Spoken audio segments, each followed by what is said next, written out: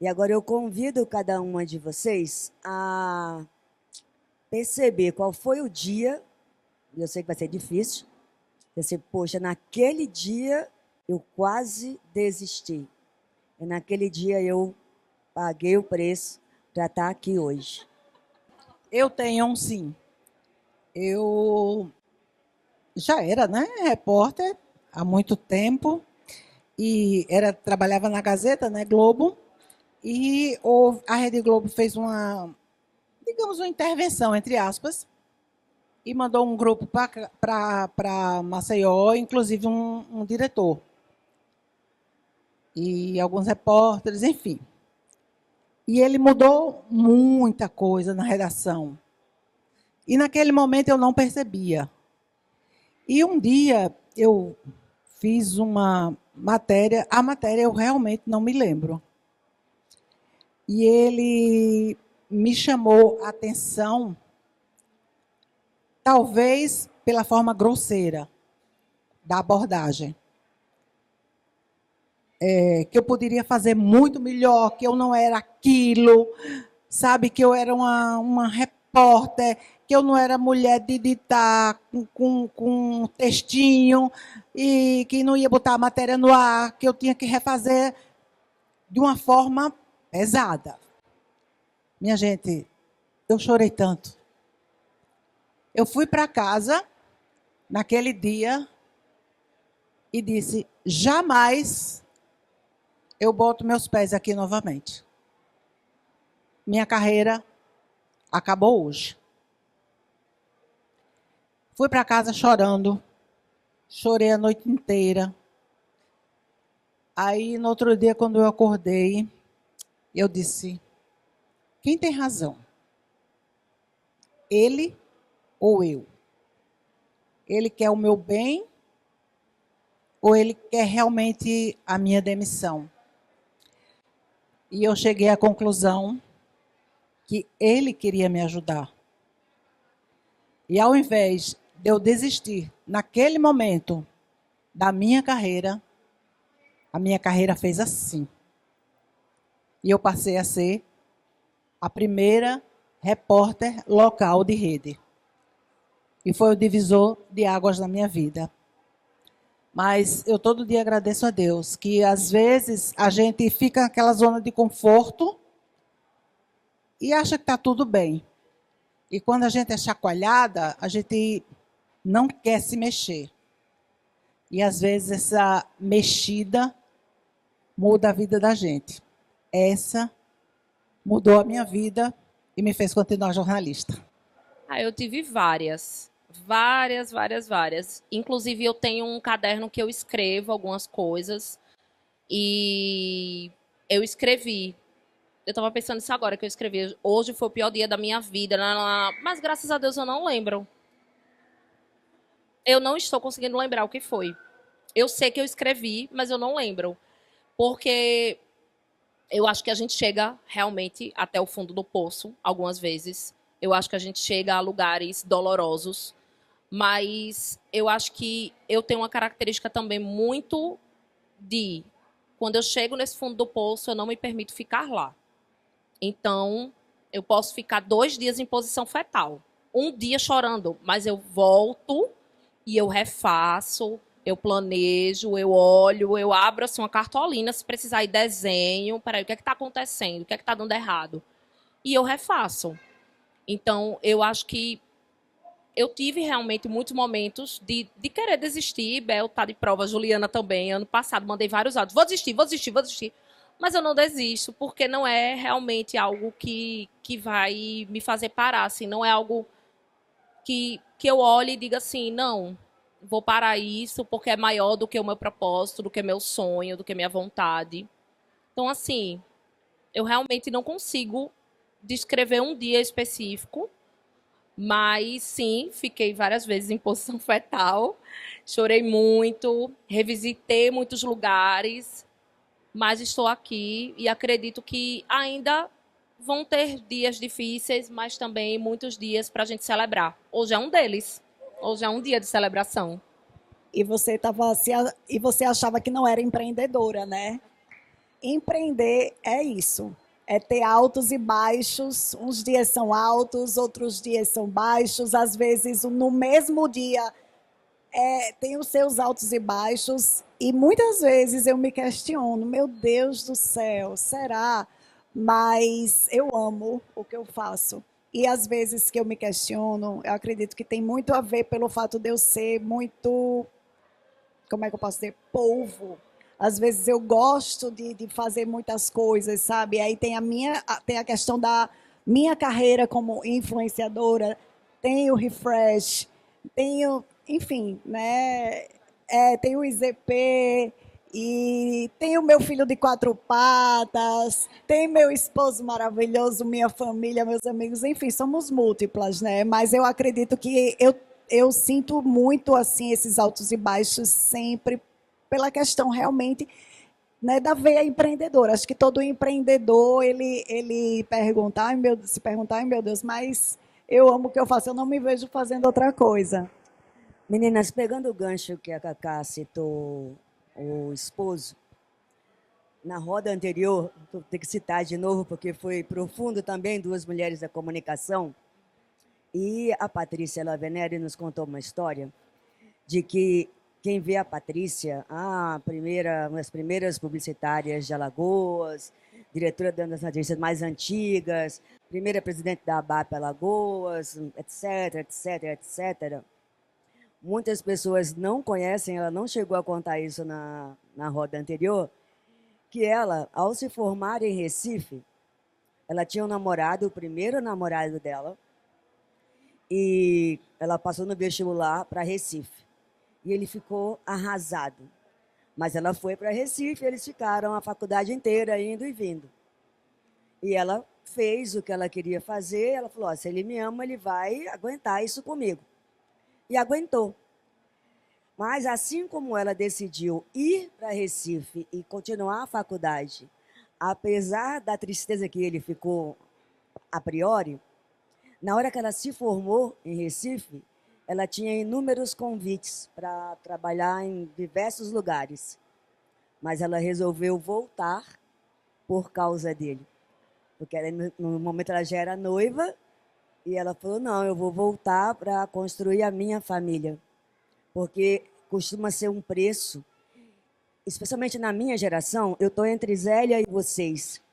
A minha geração, acho que foi a mais vítima dessa ideia de que você seria ou feliz no trabalho ou na família. Não dava para ter os dois. Mulher bonita era burra e mulher inteligente tinha que ser meio um homem. E eu me sinto o protótipo da minha geração. E a Patrícia trouxe isso hoje. Falou, gente, é uma mentira achar que a gente não pode ser feliz no trabalho ou na vida. Não tem a profissional sem a mulher. E vocês três são mulheres casadas, bem casadas.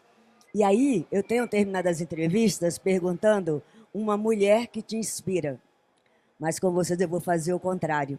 Eu quero um homem que te inspira, que te ajuda, porque não se trata, a luta feminina, não se trata de ser melhor ou igual aos homens, ou contra os homens. Isso também é uma mentira.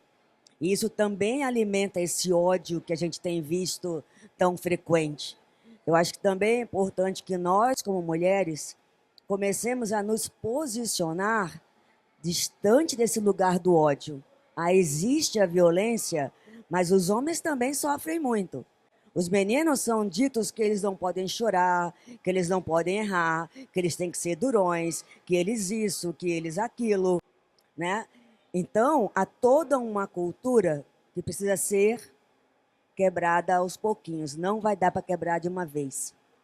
Então, eu quero realmente, como somos mulheres de comunicação, e eu sei que essa roda vai chegar muito longe, então eu quero quebrar o protocolo, em vez de pedir uma mulher que inspira, eu quero um homem que inspira vocês. Eu vou começar. Inclusive, eles estão aqui na plateia. Esses três me inspiram, mas no meu dia a dia mesmo, Diego, Bruninho, se eu sou quem eu sou, se eu cheguei até onde cheguei, né, e para onde eu vou, enfim, pode ter certeza que do meu lado, né, isso se deve ao fato de eu ter eles dois ao meu lado no meu dia a dia, de manhã, de tarde, de noite, né, Diego e Bruno, eles estão ali me apoiando nas minhas decisões, né, Diego, meu esposo, Bruno, meu amigão e meu sócio também. E assim, o esposo, como é que eu posso dizer? Infelizmente não são todas as mulheres que têm, né, esse privilégio de ter um esposo que apoia, que não poda. Pelo contrário, Diego é meu fã número um. Pode ter certeza disso. E isso é genuíno, não é da boca para fora. Sabe, eu acho que é muito importante isso, assim, de não ter ciúme, sabe? Pelo contrário, ele me estimula demais. E Bruno também, que é o meu sócio, e a gente se apoia e se ajuda demais, tanto no negócio que nós temos em comum, quanto nas atividades paralelas ao negócio.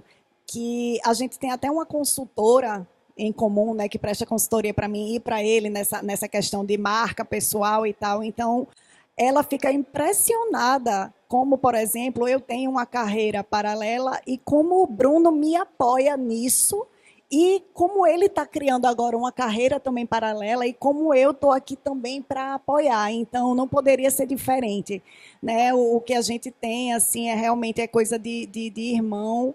E eu e o Diego, a gente é mais do que um casal, é o meu parceiro, é meu cúmplice. E sim, eu tenho esses dois grandes homens ao meu lado todos os dias e eles me inspiram muito. Eu penso também em duas pessoas. Com certeza meu marido também. Senão eu nem casava com ele, né? Mas assim, eu acho que ele consegue me enxergar de uma forma que às vezes eu não consigo. Essa questão de ser quem eu sou, de não me podar, de ser companheiro, de ser parceiro, de me incentivar a voar, né? Ano passado eu comecei uma segunda graduação e eu comecei essa segunda graduação assim, ai, amor, tava pensando, ele, vamos, você vai. Não, sem medo, você dará uma excelente psicóloga. Então, assim, com certeza ele.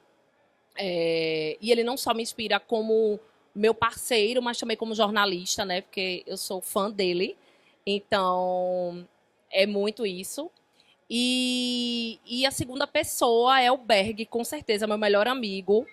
Ele me inspira muito a ser uma pessoa melhor, a acreditar muito em mim. A gente tem conversas que, assim, daria uma série de tão engraçadas, porque do nada a gente tá lançando um salmo bíblico e do nada a gente tá falando de divas pop. Então, e às vezes a gente mistura os dois assuntos. E assim, Berg, meu Deus do céu, é aquela pessoa que quando eu tô para baixo, ele me bota para cima, e quando ele tá para baixo, eu boto ele para cima, e a gente vive muitas coisas boas juntos. Então, assim, os dois me inspiram demais. São dois homens que eu amo, né? Meu marido, Carlos Madeiro, e o Berg, com certeza, meu melhor amigo. A gente tem uma sorte, né, meninas, de ter maridos fantásticos, o que não é comum. Eu também tenho um marido maravilhoso que me conheceu jornalista, carregou muito fio comigo, me ajudou muito, sempre na hora que eu precisei, em várias etapas da minha vida. É um grande parceiro, já são 41 anos de casamento, é uma vida inteira. Mas a minha grande inspiração hoje eu reconheço, talvez lá para trás eu achasse que a minha grande inspiração seriam aqueles repórteres maravilhosos que eu realmente, na carreira, me inspiravam, porque eram referência. Mas hoje eu entendo que o meu modelo foi o meu pai. Meu pai me ensinou não só a escrever, a ter uma caligrafia. Meu pai tem uma caligrafia linda, mas me ensinou também, junto com as minhas mães, o verdadeiro sentido da decência e da honestidade, que eu carrego comigo até hoje. Para mim, hoje eu tenho certeza que foi o meu pai. Meu pai que me criou quase com a carreira solo, auxiliado pelas irmãs. É por isso que eu digo, meu pai era muito calado, era uma pessoa assim, muito introspectiva, mas uma pessoa muito inteligente, e uma pessoa assim, muito observadora, tranquila. Eu acho que isso eu não puxei não dele. Até tento me inspirar, mas ele, com certeza, foi minha grande inspiração. Meninas, estamos chegando ao final dessa roda. Aí a plateia vai fazer... Ah. Temos uma plateia enorme aqui hoje, gente, que as câmeras não podem girar, mas temos muitas pessoas na plateia. Eu queria agradecer a presença de cada um aqui, cada uma. E agora eu quero, em uma frase, ó, que desafio, hein, para essas três. Uma frase para as mulheres que estão ali, ó, do outro lado, que estão pensando, eu não consigo, será? E se? Mas uma frase para inspirar essas garotas ali. Eu vou dizer só uma frase simples, bem simples, que não é chavão.